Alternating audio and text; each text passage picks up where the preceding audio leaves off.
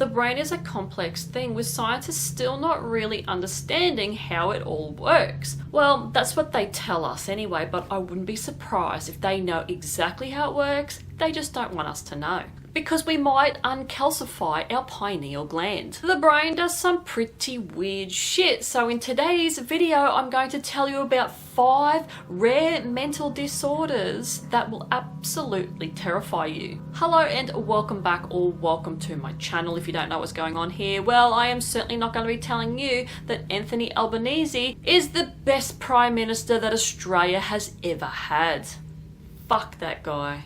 But I am a horror artist and I like to draw what I talk about in these videos. Now, I like scary facts, true crimes, anything to do with the paranormal, aliens, any of that good stuff, and I like to draw. So what I do is I like to combine all of that into these videos to hopefully bring you a unique experience. Now, if you want to support me in any way, shape or form, I do have a Redbubble store where you can purchase prints and other things on there. I've got stickers. I've got this sticker on there at the moment. It is Live, Laugh, Lexapro, because I'm on Lexapro. It's a party every day when the disturbing shit that goes on in your brain is suppressed. And I do have an Etsy store where I make felt toy patterns, so if you are a creative person, you can go across, download one, and you can make your own felt toy from a horror movie. I've got my own original designs on there. Head across there, have a look if you're interested. Now let's get on with the video, and let's get on with the drawing.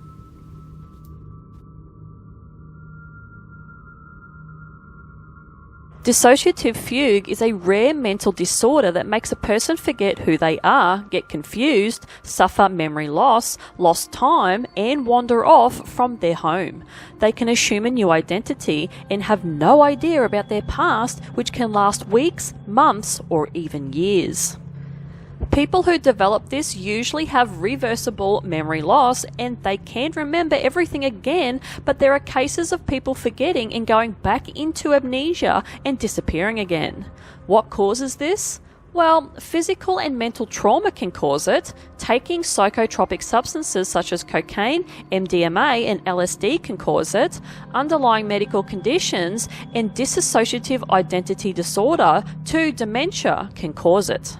There has been a few cases of people having this disorder going missing and family cannot find them, making them a missing persons case.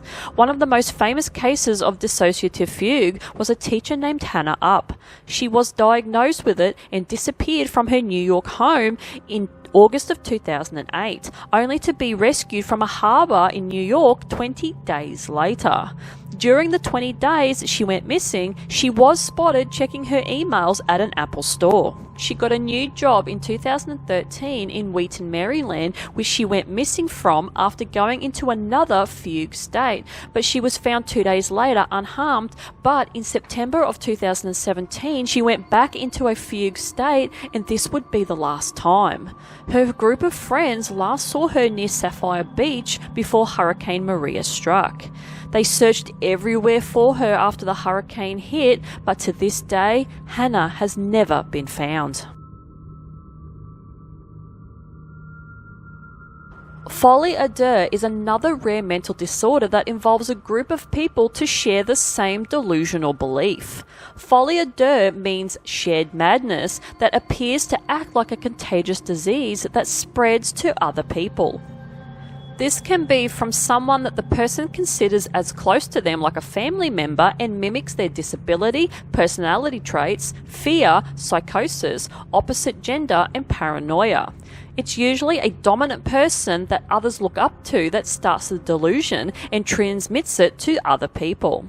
Once the people are separated from the main person transmitting this delusion, they usually stop suffering from it and they get better. The types of delusions associated with this disorder are bizarre delusions, such as groups of people that think that they have had their organs harvested while sleeping, even though they have no scars. Non-bizarre delusions, such as claims that the FBI is watching them with security cameras. Mood congruent delusions, such as people thinking that they're going to win huge amounts of money gambling just off of a feeling, or something bad will happen to a loved one, such as being struck by lightning if they go out. And finally, mood neutral delusions, which makes people believe that their neighbor has switched bodies with somebody else. A family in Australia named the Tromps seemed to suffer from Folie A Deux in a weird case that happened back in 2016. The family vanished from their sylvan home in Victoria while on their way via car to Jenolan Caves in New South Wales with Mark, 51, Jacoba, 53, and their children Ella, 22, Mitchell, 25, and Rihanna, 29. It's alleged that Mark and Jacoba thought that their home was being targeted by random people and someone was out to get them. Their alleged delusion was mainly that people were using their shoes while they slept and that they were sprinkling dust and lint around the home. They left their home unlocked and in disarray with documents everywhere from their Red Current business. They didn't take their phones, credit cards or passports, but Mitchell had secretly brought his phone with him but had to throw it out the car window after they discovered it 30 kilometres into the trip. Mitchell is the first to leave them at day 2 at Kelso near Bathurst and make his way to Melbourne. The rest of the family drive out to Jenolan Caves, but then Rihanna and Ella leave them too. The two daughters make their way to Goulburn to report their parents missing. For some reason they split up and Rihanna was found distressed and taken to hospital. Mark and Jacoba go to Wangaratta on day 3 where Jacoba leaves and Mark is seen running off from the car and vanishing. On day 4, Mark is spotted wandering aimlessly through Yass and is taken to hospital.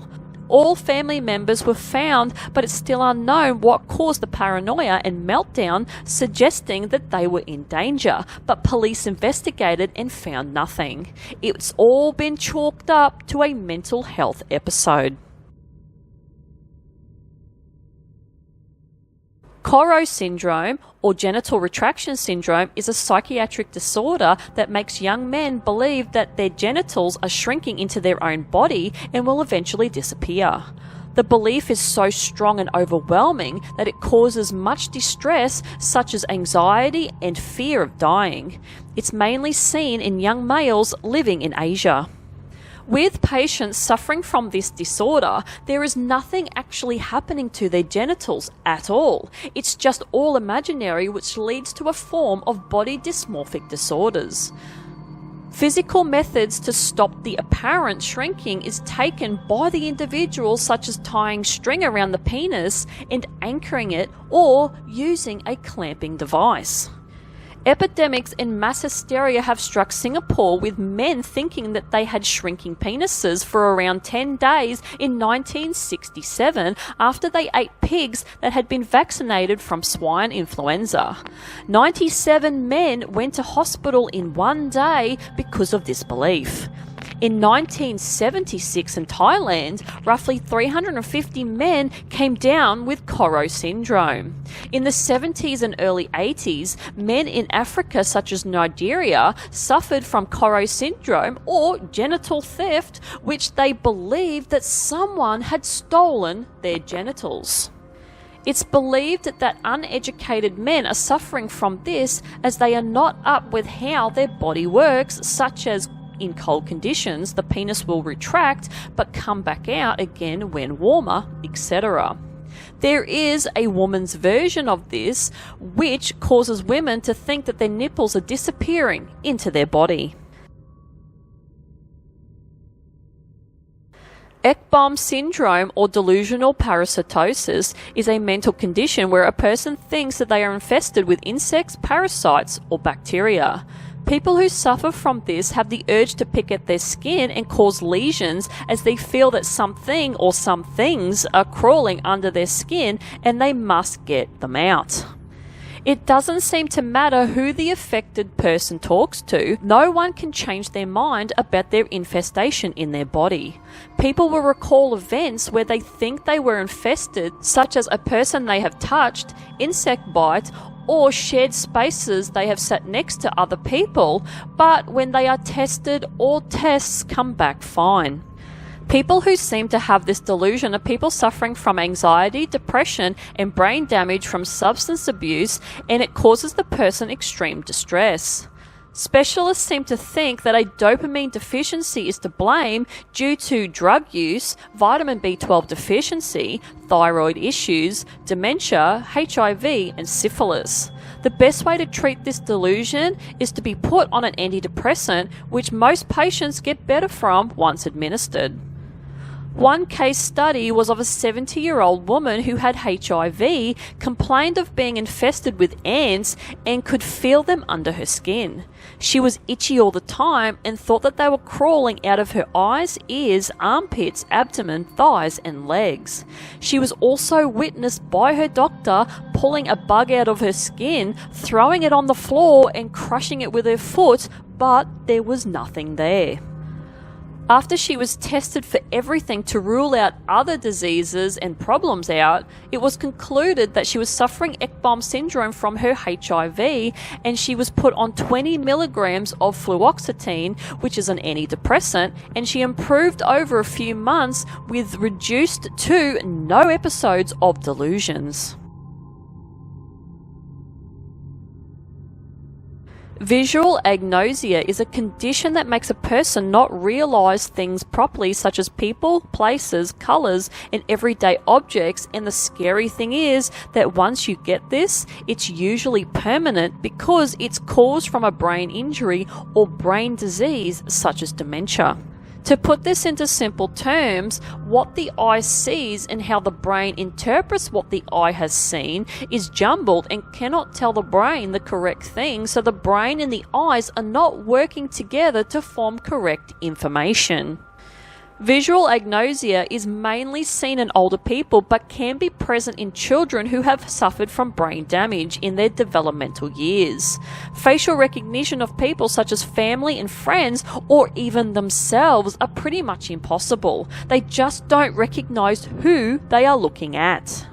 A case study of a 22-year-old woman was observed when she was at the Coconut Grove nightclub disaster in Boston, Massachusetts in 1942, which involved a fire that was possibly lit by a man who threw a match into a plant after he used it to see in a dark corner after he removed a light bulb to give him and his date privacy.